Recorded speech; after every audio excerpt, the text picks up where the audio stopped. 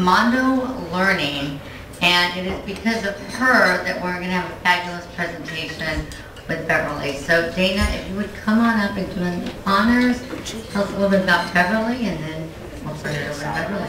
Thank you. Thank you very much, Helen. I thought I was doing something wrong.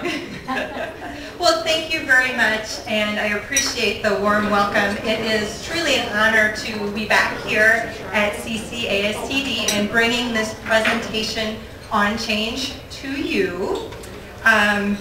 This evening's program, like I said, we're going to talk about change, and one of Mondo Learning Solutions partners, Workplace Interactors, is going to be the ones bringing you the program, specifically our facilitator, Beverly Feld, kindly known as Bev. And we have two interactors on the team tonight. We have Tatanisha Jordan, and we have Dan Feld. So let me tell you a little bit about Workplace Interactors. They are experts in combining the latest business ideas with learners' own experiences to create a uniquely effective learning environment. You're going to experience that this evening.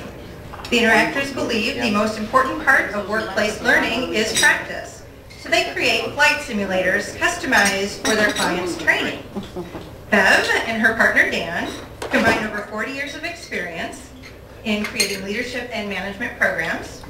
Some of their clients include Johnson Controls, American Express, and Northwestern University. Yay! Very good. So I'm going to get this show on the road and kick this off to Bev. Thank you very much. Thanks, Dana. Hi. How are you? This is my home chapter of ASTD, so I'm really excited to be bringing you some of our stuff tonight, and it's good to see everybody. We're not going to mic because there's 3 of us, so please let us know. You know, if you're not hearing, raise a hand or holler out louder so we can make sure that everybody can hear what's going on. Some of you folks at the back may have a little challenge in seeing, so please feel free to move your chairs around or whatever's needed, because we do no PowerPoint. Yeah, it's very radical. We go naked on PowerPoint. So, but we do have a handout of some of the learning and stuff that we'll be working with this evening that you may find helpful. So for those of you that need to read words while you learn, you got this.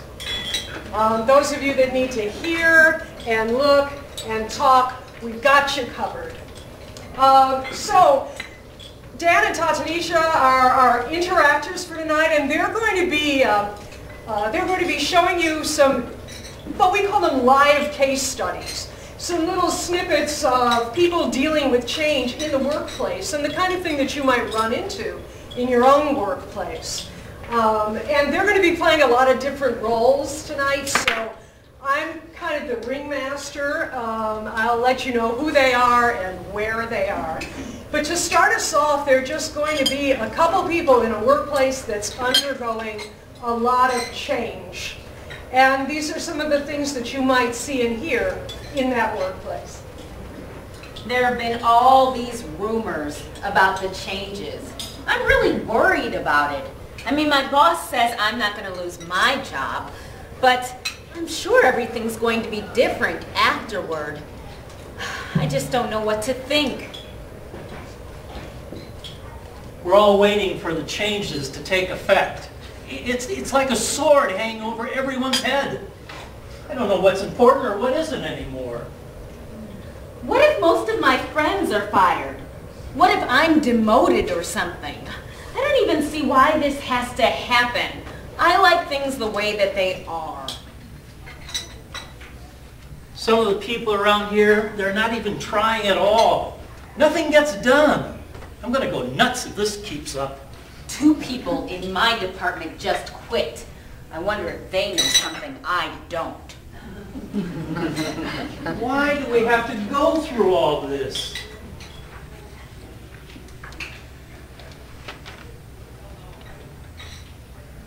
So, Monday's the day it all changes. Yeah, I think I'll just call in sick. Wait a minute. You can't do that? You weren't here the last time they tried something like this. What happened? Got pretty ugly. Oh, no. I still don't know why we have to go through all this. Well, they said that... See? You don't know either. Yep, I think I'm getting the flu. Anything familiar? Yeah. So what you're dealing with at your organization? How many people here tonight feel that they are dealing with change at a greater rate, or change that's making itself felt at your organization? Or maybe anybody not? Yeah. These times tend to bring up change, piled upon change, piled upon change. So all of you here have experience with change and with dealing with change. We're going to talk about this evening how, as learning professionals, we can help people adapt to change, commit to change. We're going to focus on the human side of change and the emotional and psychological changes that people go through and how we can help support them through it.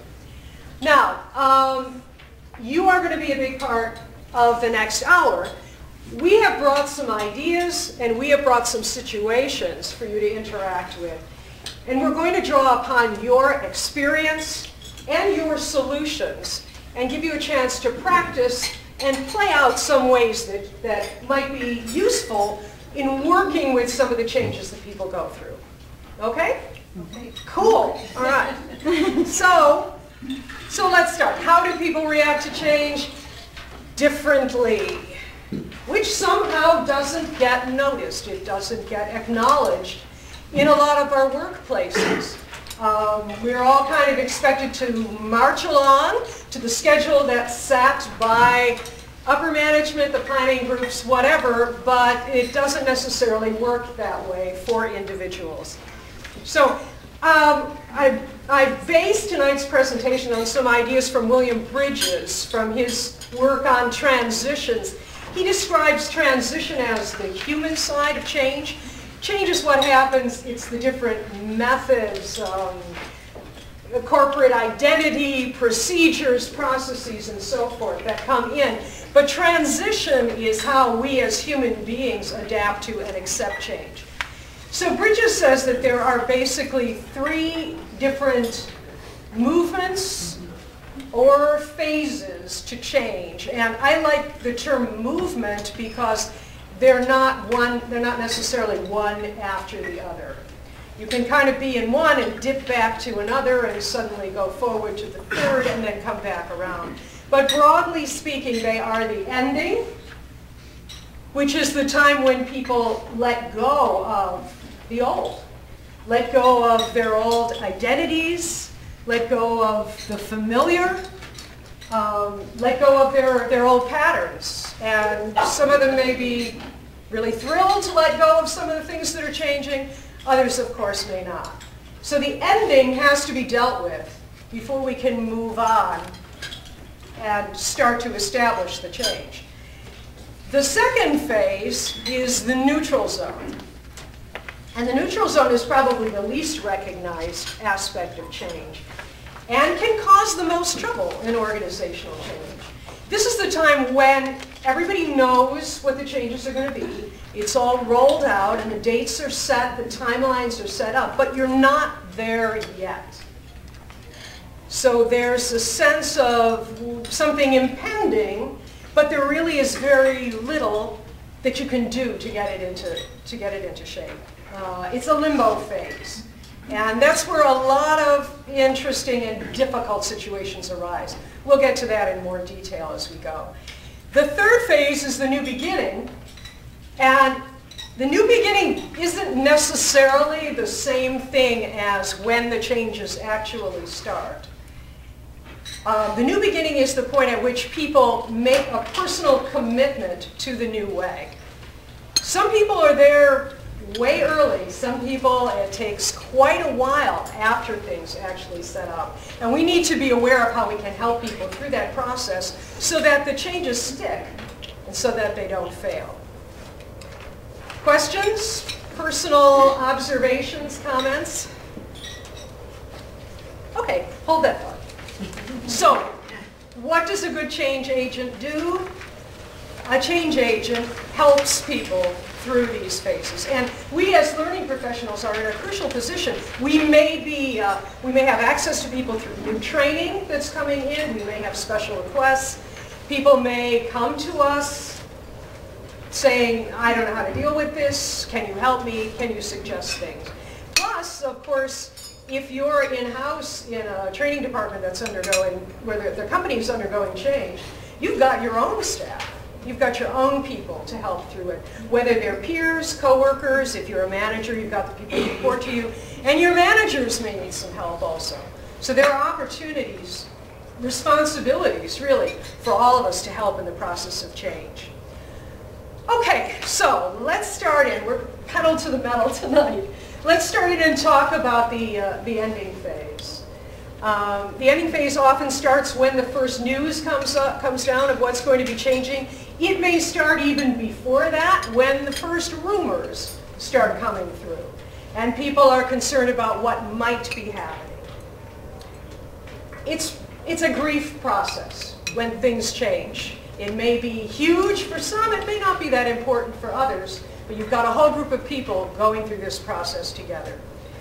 So, some ideas about this that are here in your handout, and I hope you'll be using these ideas as well as your own as we dig into this a little more. People want control, a sense of control. They want understanding. They want to understand what's going on, and they also want to feel understood. And they want to feel a sense of purpose. And all three of these are very likely being disrupted by a change process. Roles change, departments break up, people move. If there's a merger, the whole corporate identity may change. It's up to us as change leaders to help supply perhaps substitutes for what's being lost, or at least to point the way to what will eventually be gained. But there's always a sense of loss before there's a sense of gain. So this actually needs to be done a lot on a very individual basis. If you can, say within your own group, help people identify what they feel they're losing. And it may not necessarily be what they say the first time or the fifth time. But if you can help identify what they're losing, you may be able to set up something that helps supply some of that need that is about not to be met. People may feel that they're losing their friends. They may be losing their status in the department. They may be losing the sense of being valued and of their expertise. So it's really useful in the time of the ending phase to look for where maybe we can supply people with some of these things. Can you give something back to balance what's being taken away? If somebody's the head of the office and the go-to person that everybody knows and is now going to be moving somewhere else, maybe there's a transition task force that you can set up that she could head, so that she still feels that her knowledge is being used and her expertise is being respected. Just some ideas to think about. It's also real important when we're talking about endings to be very, very clear about what's ending and what isn't. Because we all tend to really globalize loss and say, oh, the world's coming to an end. If we're very clear, no, this department will be merging with another department, but we're maintaining the same hours, we're maintaining the same personnel, some of our relationships will be different. You can help guide people through it. The main thing about all the phases of change is communication. Communication. There is no way to have too much communication. And what typically happens is when changes are decided upon, it's top management, they work through it, they're working on it a year to 6 months before anybody else even hears about it, right? Sometimes longer. By the time they've tacked down their plan, they've gone through their own sense of ending, they've gone through their own doubts, they're pretty solid on it. Then they roll out the news to everybody else, and then they wonder what's wrong with everybody. Get with the program, right? Well, it's not going to happen because everybody else needs their own time in which to roll that out and deal with it. So communicate early, communicate often. We're going to say that a lot. So here's a chance to dig into a situation. Take a look at another little live case study. Here we have Frank. Frank is a production manager in a truck manufacturing company.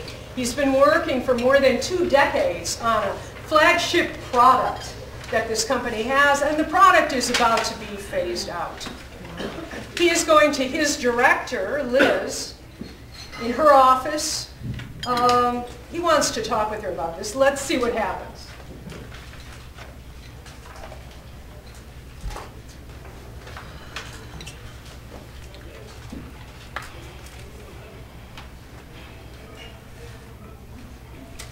Hey Liz, you got a minute? Yeah, sure, Frank. Look, I wanted to talk to you about the Roadmaster line. We can't drop that. That would be a disaster. Come on, Frank, it's a dead product. Nobody buys them. What do you mean? I've been working on the Roadmaster for 25 years. It's a great truck. The customers love them. Not according to sales figures. Oh, that's just because we're working through... Listen, it's all been worked out by corporate, all right? They know what they're doing. And besides, it's really not efficient to produce that line anymore. So. Well, what do you mean? Look. I bet we could cut production time by 1/3 if we worked at it. No, I got a great group of people back there. Frank, you're not understanding. It's over, okay? We are moving on, and it's going to be much better this way. Yeah, okay. What's it to you anyway? What's that supposed to mean? How long you worked here? 2, 3 years? Did your father work here? Did you grow up in the neighborhood? If this whole building fell down, would you give a damn? Frank, now take it easy, all right? I don't know why you're having such a problem with all of this. It was all explained like weeks ago.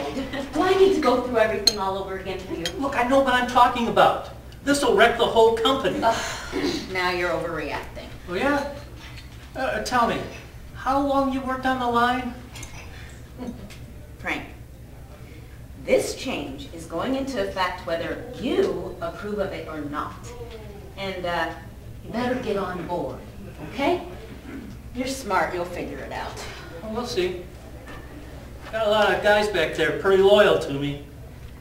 Frank, it'll all work out, all right? We'll see. Ooh, okay. Here we are. Okay. What do you think about how Liz handled that situation? Very corporate. Very corporate. Insensitive. Take it or leave it. Just, it is what it is. Take it or leave it, it is what it is. Yeah, wow. Okay. No empathy.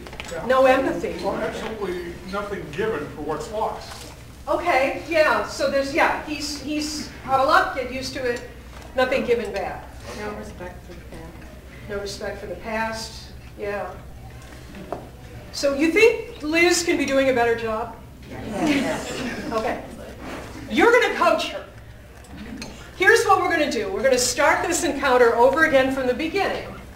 And you as a group, you're her coaches. You're going to be her friends, right? Helping her do a better job in dealing with this. So every time you see her, shall we say, making a mistake or doing something that you think could be improved, that could be done better, I want you to stop her by calling out freeze. And then tell her what she should be doing or saying instead. Okay? And be as specific as possible. I mean, tell her what to say, what to do, how to say it, and how to do it. Okay? And she will be your big life-size puppet, and she will do what you say. So in this way, we'll get a chance to try out some things and see how well they work. Now, since you're all working as a team, go ahead and call out freeze, even if you're not necessarily sure exactly what she should do or say instead, right? Because somebody else here will have an idea. Be sure to call out freeze, though, because usually as we kind of go along, trying to improve it bit by bit, people tend to forget to call it out and they kind of sit there and go,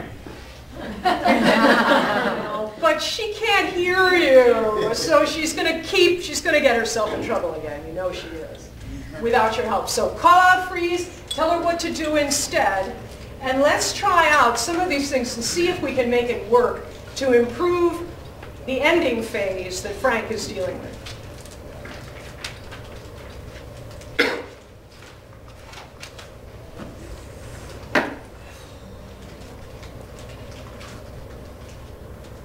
Liz, you got a minute? Sure, Frank, come on in. Freeze.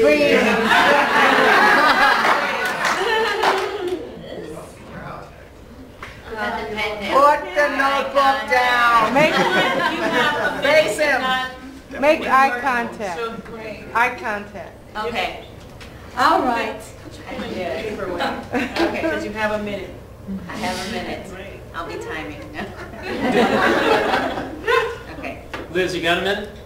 Sure, Frank. Come on. I wanted to talk to you about the Roadmaster line. We can't drop it. That would be a disaster. Come on, Frank. Freeze. Get my sentence out. Pull You're your expression. body back, pull your shoulders back, and look like you want a little empathy. Not like this is just interrupting your day. And don't frown. Don't frown. Okay. Don't frown. Yes. Come on, Frank, could have been, hey, you idiot. I was thinking. Yeah, but exactly. That's how we knew that. I'll see. I censored that "hey idiot" thing, but I think he heard it, though. not as good. Not as good. Well, what should I say? Because honestly, I mean, I don't understand what his problem is. You could ask him to have a seat. Say that. Okay. body language, be welcoming, don't tell them, yeah. Okay. Acknowledge that it's someone that you'd like to see, that it's a valued employee. Okay. Okay. I got it. I got it. And then she said Let's she didn't try. understand what it's called. I wanted to talk to you about the Roadmaster line. Okay. Well, you know what? Why don't you have a seat? About the Roadmaster line, Yes. yeah. See, we can't drop that. That would be a disaster. So what's the problem? Why is it a disaster? Freeze. The face. You've already made the assumption that what he's going to say is ridiculous, and you need to listen to him. Okay. So don't assume that it's ridiculous. Listen first. And you have to see it. Compare one now. What people are going to say. That would be a disaster. Well, tell me more. Tell me what you're thinking. Well, look, I really know that truck. My team really knows that truck. And we've worked on it for 25 years. I mean, the youngest guy there has been working for 10 years on it. So I know it's a great truck. It's the flagship of the company. Well, indeed. I mean, Freeze. Well, I think that he's gone and told you so many great things that his experiences, it'd be like, wow, I forgot. You're right. You've been working on, kind of reinforcing some of the positive things that he's obviously sharing all of this emotional connection with that. well, what does that have to do with the fact that we're dropping it? I mean, won't that kind of set him up for, no? No. Okay. It's acknowledgement. Right. It's acknowledged. It's acknowledgement. It allows Yeah, you to it's- feel heard. 25 years. Okay. Okay. But from his perspective, he doesn't know what's really going on. So he's like going from like past experiences like he feels comfortable with. He doesn't really understand what is the real nature of what the existing environment is. So he's coming from like almost a not knowing what's really going on to just a product development type of environment. So like, and he's worked on it for so long, it's great, but not really realizing the true nature of the marketplace. Right. Right. Okay. But so let me start with the acknowledgement piece and then see where we go. from The there. guy, the youngest guy there, he's been there for 10 years. Wow, I hear what you're saying. I mean, you guys have been together for a a long time. It's a great group of guys. And, well, you guys are the ones that made the Roadmaster great at its heyday, so that's great.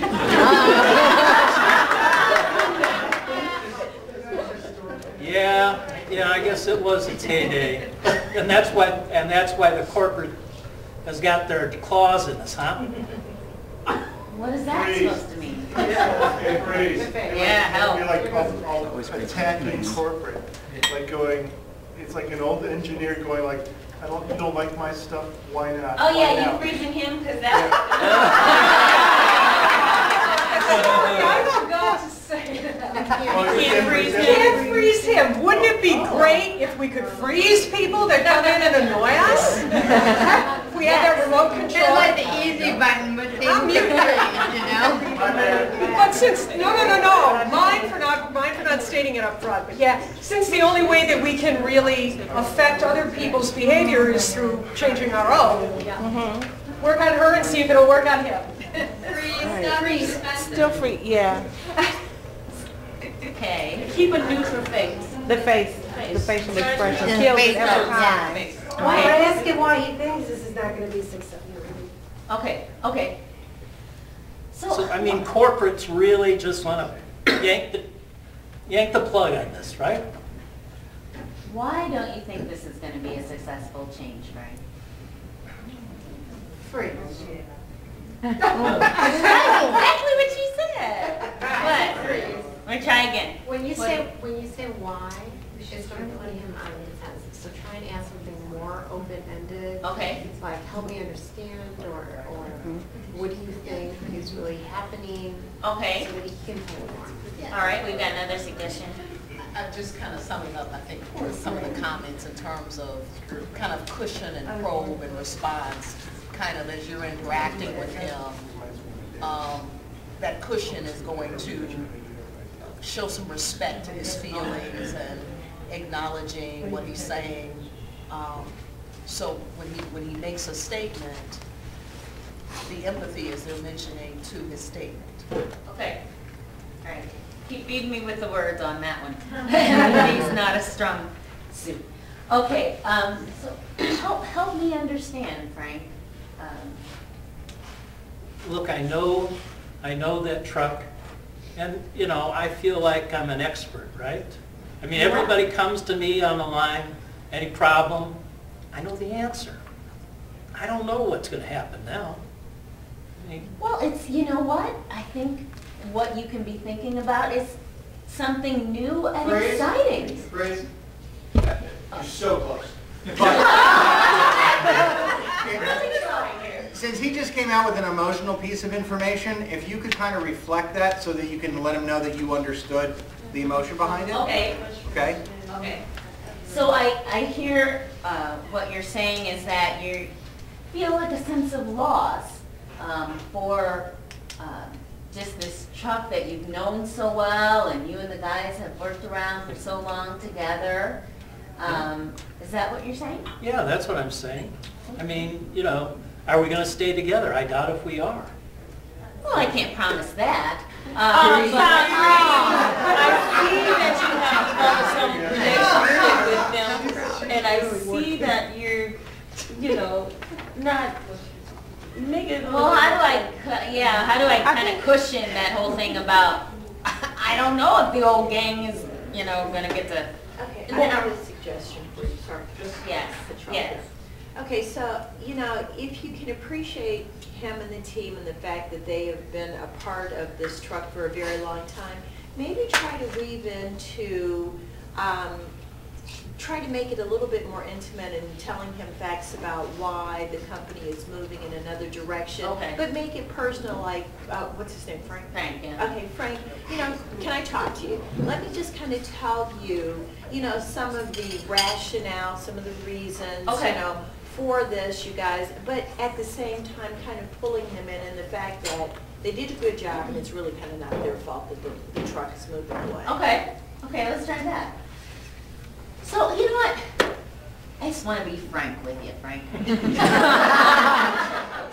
I want to just talk to you about you know, we're thinking that some of the same things that made Roadmaster great, you know, back in the day, all the things that you guys have put into it, we're really kind of wanting to utilize to see us move forward and have that same kind of impact on the marketplace that we used to have.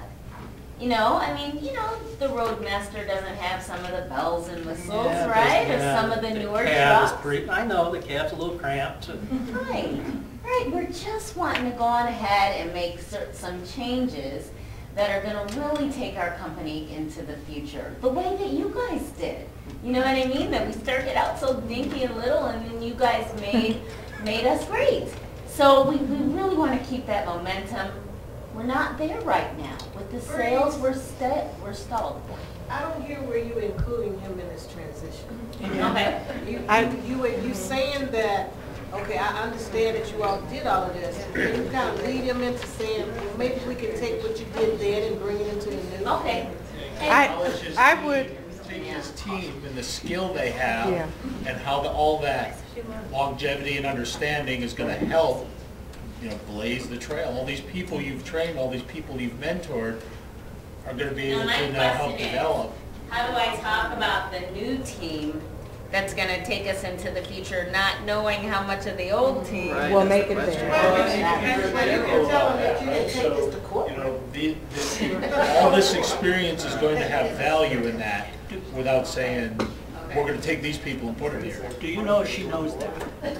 No. I don't think we know that yet. We don't know any of that. You've got to be careful about saying anything. I think you just need to acknowledge the feelings. All right. Acknowledge that you're in a state of flux, things are going on there, and that you're empathizing with those feelings. You've got to move him to the point where he can let go a little bit.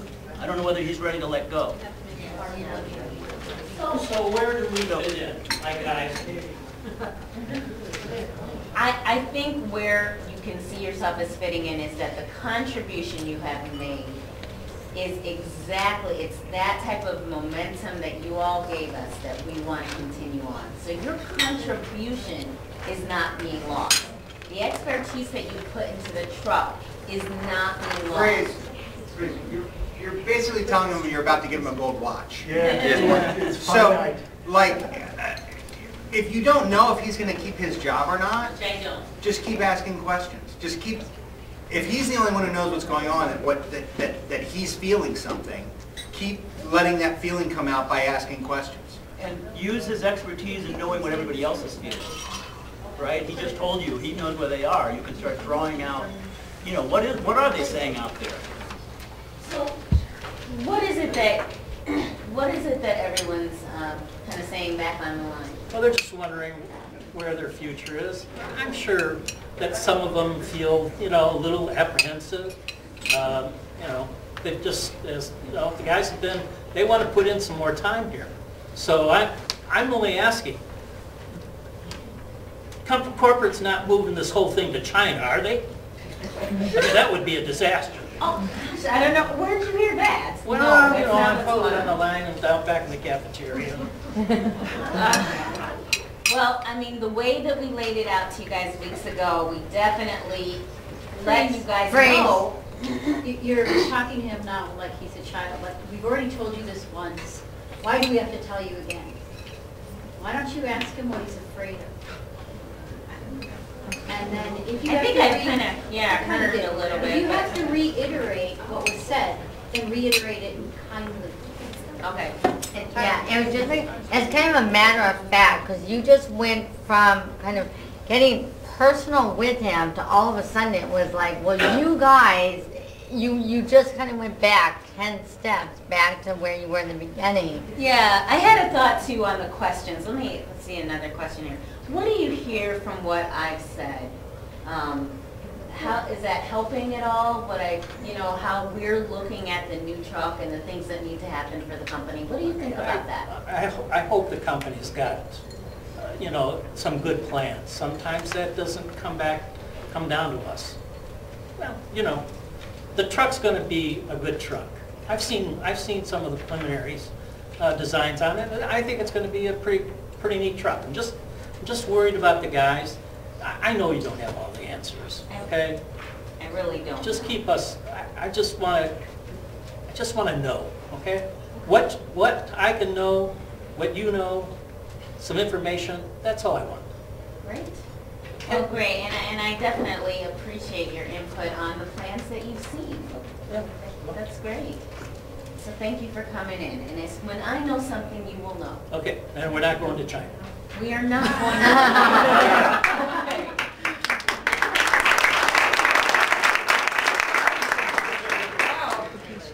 Kind of different, huh? Tell me 3 things that you coached her to do that made it so different. Feel empathy. Empathy, yeah. Feel it and express it. Yeah. We might ask more questions. Ask more questions? We made her listen. Yeah. Yeah. So at least they're at a point where they can move to, there's some trust established, is my feeling. Yeah. You know, I guess in these kind of scenarios, you would think that from an HR perspective, they would be a little bit more prepared for that they would understand that, you know, we're maybe not just... You would hope. Well, with something big like this changing, unless this is the first time they've ever had such a large scale change that, you know, they'd be a little bit more prepared for it, but maybe not be. Maybe not. I don't know. What do you think? No. Yeah. Again, I think a lot of what happens in change is that it's seen as a strategic matter. It's not necessarily seen as a people matter. No. And so some of those tactics are missing. And I think sometimes too, upper management, it's almost like if they know about the change, it's almost like, well, we're protect the people underneath us. Like they feel they can speak for the teams below them, but they haven't communicated with the teams to understand what those people are feeling. Yeah, that's a great point. And so you get that kind of condescension and detachment. Okay, well, I know there's a lot more we could say, and I'd love to hear it, but we need to move on so you can eventually get home and sleep tonight. But let's talk about this neutral zone that I mentioned before, which can be a very, very disruptive process. Again, it's this limbo period before the changes, before there's anything really definite, but people know that things are going to change. And you can see what some of the characteristics are. There's pretty consistently a lowered productivity. There's anxiety, there's all kinds of, sometimes there's absenteeism or there's turnover. If people are going to leave, this is the place where they're more likely to do it than either earlier or later because of all the uncertainty. So what can you do? Most important thing you can do is to acknowledge the neutral zone and educate people about it. So you don't have a bunch of people going, what's wrong with me? They understand that this is part of a process that the whole organization is going through, perhaps in different rates and in different spots. You want to think about maybe setting up rewards for people within the time of the neutral zone. You want to think about setting goals and achievements that people can complete so that they feel that they're still viable, that they're still being productive and accomplishing something. You might want to have special training at this point. This neutral zone, even though we all experience it, the nature of it is such that people tend to isolate themselves, so people tend to think, oh, it's just me. If you have the whole organization aware and working on it, you're going to get through it better. I also want to say that the neutral zone can be a particularly creative time too, because the rules have changed. The rules are kind of off. Not all bets are off, but many of them are. And it's often a time where suddenly new solutions to old problems can be seen. So as a savvy learning professional, and savvy, you want to encourage managers to do this too. Look for the good ideas that may be going around. If you're in a position to put yourself in charge of communicating them up, that's an excellent thing to do. And if any of those ideas are picked up on, you want to make sure you get back to the people who came up with them so that it keeps people hooked in. Think about the neutral zone as a creative time. It might be a time for some creativity training. The main thing is if you're encouraging people to take risks, don't punish them when they do. Make sure that everything is set up to encourage this. Because if you tell people, wow, we're really welcoming new ideas, but not that one, you got it. Right? Okay, so let's take you to another live case study. In this situation, we have Karen. And Karen is a trainer. And she's in an organization that's going to a different kind of structure where the training department will be more involved with their internal clients. They're really going to be kind of more account executives and more cooperative with their clients in design, and it's kind of different. It's different from what she's used to do. So watch Karen and then watch Ron, her manager, as they have a conversation. Please don't freeze them, okay? You may want to, but watch it through and then you will have a chance to interact with this too, but in a little different way. Okay, so here's Karen and here comes her manager, Ron. Hey Karen, how's it going? I need the status report on those 3 projects. Actually, Ron, I'm having a hard time figuring out where to start. What do your clients say? I haven't really contacted them yet. I'm trying to get clear on the program design first. Karen, what's going on? This isn't like you. I guess it's just this whole thing about us becoming account executives. I mean, it's going to completely change my relationship with the internal clients. But it hasn't started yet, so I'm not quite sure what I should be doing now. I mean, do they tell me what they need? Do I suggest training to them? It's all so confusing. Well, for the right now, just carry on as usual. We can't let our productivity go down. But I'm setting up expectations. I don't know, maybe it's all just too much for me. Oh, no, it isn't. Ann's doing fine, so's Chuck. Why can't you? Well, I'm trying, all right? But I feel like I'm paralyzed. It's like every time I start to do one thing, I feel like I really should be doing something else. It's crazy. It's like I don't know how to do my job anymore. Well, in a way, you don't. But you'll figure it out. I've always had a lot of confidence in you, Karen. Well, I did have an idea. What? Well, I was thinking, maybe we could provide a follow-up training to the new supervisor course. Because, you know, Karen, that way you can't take on something new. You're barely managing now. Oh, I know, all right? Why don't you look at your new analytics? All right? Expand your focus, remember? You just confused her. Karen, are you feeling all right? I feel like I've been dropped into the deep end of a swimming pool. It's like I'm sinking and I can't get to the top long enough to catch my breath. I honestly don't know what's wrong with me. I used to be so good at my job. Gee, Karen, I had no idea. Look, don't worry. You're going to hit the bottom. And then you'll float back up. And then he walks away.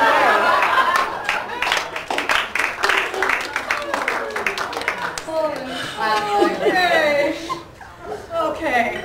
So here's what we're going to do. Oh my God. Unfortunately, this situation happened. We can't go back. We're not going to go back to this one and help him do a better job going through it. But what we will do is set up the next meeting between these two. So I want you to think about how we can help Ron recover from his handling of this situation and how he can establish better contact with Karen going forward and be more helpful in terms of helping her through the neutral zone. and some of the things that we talked about. Now, in order to do this, I want to pull from the whole group a team to come on up here and coach Ron. Just you kind of stand by, you can freeze him, he can turn to you as the team and say, okay, now what? Okay, so I just need a few people to come on up. Come up and look at him, he needs it. He needs it. All right. Yeah.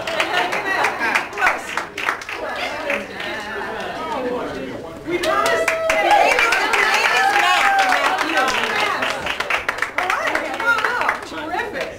If you guys could stand over there, so over that corner. So what should I just need some first instructions. You'll stay with me, but I need, what should I do first in having this follow-up meeting with Karen? Well, I think keep in mind one of the good things she was doing before and how she handled some of the projects before. Okay. Step one, apologize. Hat in hand. All right. Don't confuse her and don't compare her to the other team workers. I want to, but first of all, I'll just not do that. First of all, though, I'll apologize and tell her the great work she's doing, you know, is sort of part of that.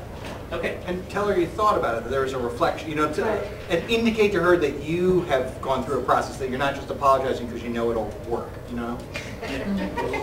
Also make it clear to her that you know that transition can be uncertain, but if she could just continue to do the work as she had done before, we'll get through it. Okay. Sounds like a good strategy. Got that overview. I like it. I'm going to go with apologize.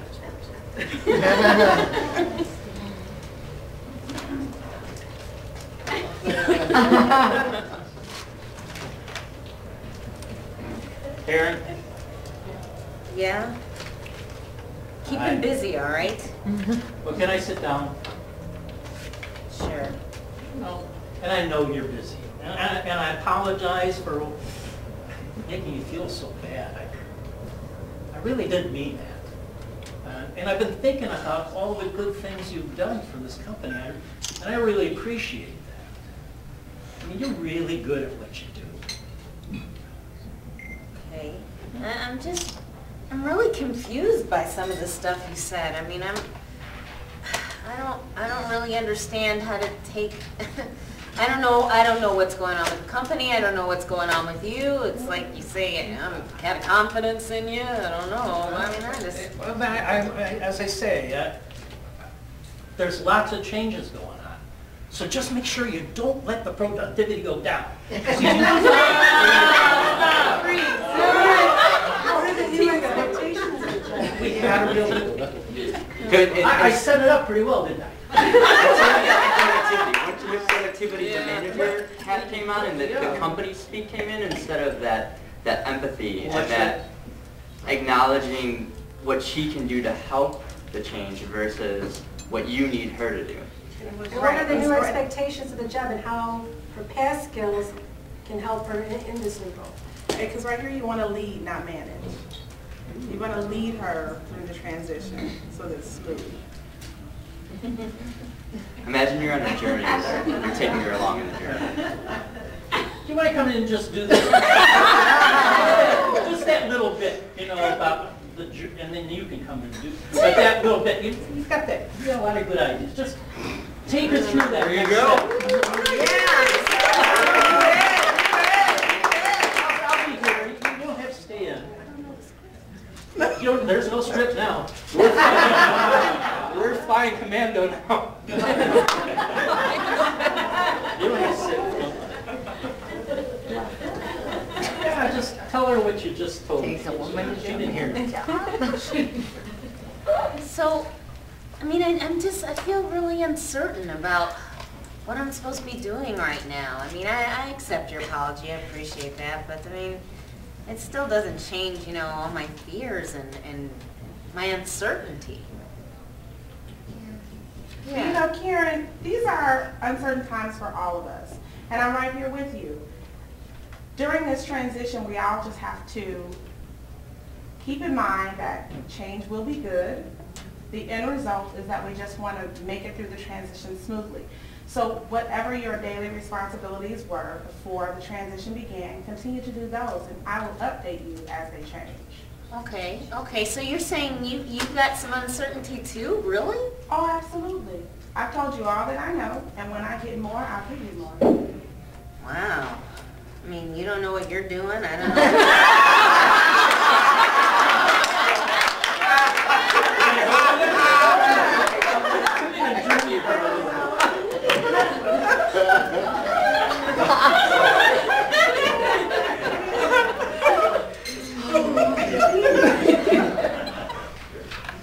I mean, how are you going to lead me if you don't really know what's going on? Kara, there comes a time when we're going through our daily responsibilities, when we're looking to where the company can go, that we're working together. There are times when I get information from my boss, and I have to take the best of it that I can, and then move forward with it. It's not always something where I can see where I'm going, but as long as I know that my teammates are working with me as we're moving towards that together, that we're making progress. And whatever changes do come, we're going to tackle them as a team, because once we see them and we're working together, it makes it easier at the end of the day versus any of us feeling like we have to solve it all ourselves. Yeah, working together. I mean, that's, you know, yeah, that's a good image. I've really been feeling very by myself on this whole thing, so. And you're not alone. I mean, if there's ever issues, or if you feel like you're getting overwhelmed, if you feel like the changes are miscommunicated, I want to be the first person you come to, because I'm in your corner. I want to make sure that you succeed, because your success is one of the most important things for me at the end of the day. Awesome. So listen, have you given any thought to my idea? You know, about the follow-up class? I like your idea. I'm curious about with what we have going on today. For example, I know you have a lot on your plate. Is there a way that we can work with other people on the team so that way we can help bring your idea to fruition? Yeah, I could use some help on what I'm doing. I mean, I know I normally can handle this kind of workload. It's just with some of the transitions. I mean, if I could share it a little bit and maybe, you know, have one little project that I could work on that I like and understand what I'm doing. You know what I mean? But I really think, you know, based on the fact that we're going to be working more closely with the internal clients and we've got to look at their numbers and, you know, and base everything on that, that this follow-up training is going to be great. I really do. I mean, not just based on my old ideas, but based on our new ones. Well, what would you say would be a way to define it successful at the end of the day? Well, I mean, I just think if I could get with the team instead of keeping all my problems to myself. I mean, if you know, at the next team meeting, I could maybe share what I actually am really having trouble with. You know, I know other people would step up to the plate and help. I mean, we do have a great team. I've just been, you know, kind of sitting alone here in my office, kind of stewing. So. Yes. Anytime I stew, it never works. I always end up with onions, and it smells terrible. Well, I'm going to take you guys out to lunch, okay?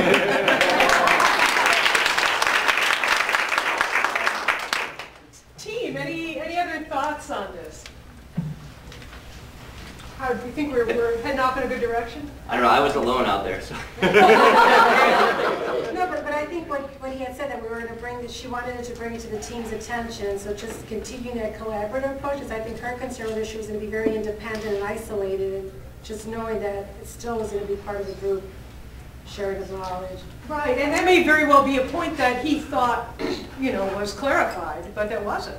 Or maybe it wasn't brought up before, we don't know. Yeah, thank you so much, and thanks you guys for joining me. Wow. Any other, I can take a couple of thoughts from those that watched and wanted to get involved. Any other comments on this? Where you might go? Cool. Yeah, I noticed you did a real apology, which is always kind of nice to hear, instead of one of those, you know, well, if anything happened and anyone was offended. I was well coached. You were indeed. Okay. Cool. Well, let's move on then and talk just a little bit about the new beginning before we wrap up. So remember that the new beginning is the time when people become committed to the new direction. And it's exciting, and there are also, of course, some dangers in it. Some people really like the neutral zone, and they lose that when we move on to new beginning. They like a little bit of lowered expectations. But how to support people through the new beginning is really to continue what we hope you've been doing all along, which is stressing the purpose of the changes. Not just their inevitability, but why, what our mission is in doing it, why we're doing it, you know, what the benefits are as we move into this time, and fill in as much detail as you can. Because people want a picture of themselves in the new situation. They really want to know what it's going to mean to them. And even if, I mean, you can't, you know, make it, you can't predict with 100% accuracy. But if we have at least a sense of, say, what my day is going to be like, or how much traveling there will be, or perhaps if you're dealing with virtual teams, how that will roll out, what tools you'll use, and what each person's place will be in it, that really helps cement the new beginning. Again, consistency is important, and it has right through the whole process of transition, communication at every stage. And a little bit of celebration doesn't hurt either. When you finally, you know, arrived, it's good to mark that. Make sure that in the new system there are some early successes that people can have, and that raises morale and keeps everybody cooking on it. So any thoughts, comments on this new beginning thing? Anybody have an interesting experience with it on your own? No? The trick sometimes with new beginnings is to allow them to happen and settle in before the next change starts. Really, we're all in, you know, continuous change. Life is a continuous change organization. And sometimes the way strategy is set up, it rushes that. So if you have any influence in that, it's something worth thinking, just to let people settle in and have a little bit of satisfaction in the new way before that too moves on. So, well, it is 8:29. Yes, please. I just want to say that I thought that how you did the whole session really role modeled that, in the sense that in the beginning, when the two actors were walking back and forth and we were just observing, you can feel really out of control and like you can't have a positive impact on anything, you're just an observer. And then in the first scenario, we could all yell, freeze, and give some coaching ideas, right? So we kind of were testing the waters a little bit and practicing. And then at the end, you actually let a team participate. And then, I'm sure the two people who got a chance to step in there were thrilled, but it made you think, oh wow, I can do that. You know, other people can step up and do the change, and that. So I thought it was nice how you role modeled that evolution. Well, thanks. Yeah, we believe in practice. We believe that, you know, that a chance to try something out, particularly in a very low-risk situation, right? I mean, no real employees, no real consequences, can really help us figure out where those behaviors are for ourselves. And, you know, watching others, too. It's cool. I'm always awed at, you know, to see how an individual approaches a particular situation that might be real differently from the way I would do it, but really works. So thanks. So let me ask you, there's this new term in the library world. My sister is a librarian in a public library, actually in the town that I live in. And the term there that's real current is grab and go. And libraries are setting up their main floors in different ways so that there's all the bestsellers right near the circulation desks. You can come in, DVDs, and grab one, check it out. You know. So we've had a whirlwind of the last hour here, a lot of material, and I know you'll probably want to look over some of it more at leisure later. But I'd like you to think right now, do you have a grab and go? From something that we said or something that you saw or participated in? Something that happened within the last hour about change management, something that you feel you can take and run with that'll be a help. Yeah? Well, like right now we're moving, so we made the announcement that we're moving, but we haven't given employees an update from a year ago on what's happening, even though, like you said, senior management's been involved, and so they're already ahead of the curve. So our employees, now that I think about it, are going to be lagging way behind those who didn't know. Okay. Yeah. Boy, and whenever you don't communicate, rumors fill up that That's hole. what's happening. And that's what, oh, good, thanks. Anybody else?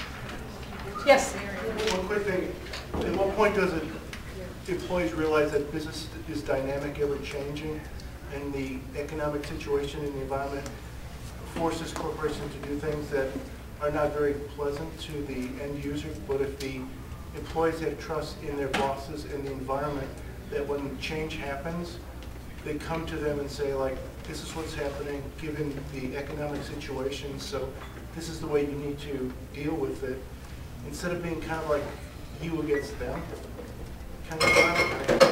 I mean, how do you bridge that kind of a gap? Some of that is emphasis on purpose and tying it into the purpose of the company besides, profits for the shareholders, right? I mean, every business makes something or provides a service. So if the purpose of the change is, it's good to make clear the kind of strategic thinking that the C-suite is used to can be made clear to employees at all levels by tying it into the purpose of the company. We're here to be a great medical center that serves our community, and we're going to be able to do that better because all medical records are going electronic, and how that will help patients and how that will help the people who are working there. What's in it for them always helps. But doesn't it come down to the trust factor of the individuals that you're working for in terms of delivering that message?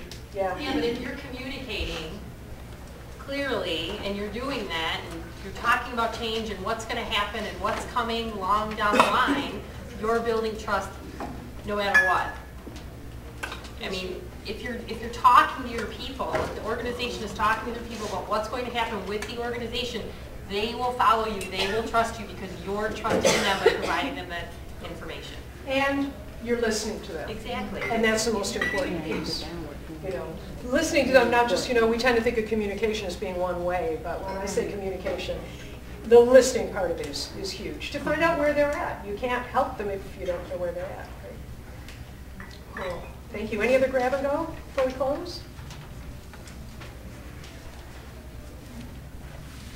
I have had so much fun presenting this for our chapter. Let me bring our interactors up here for a while.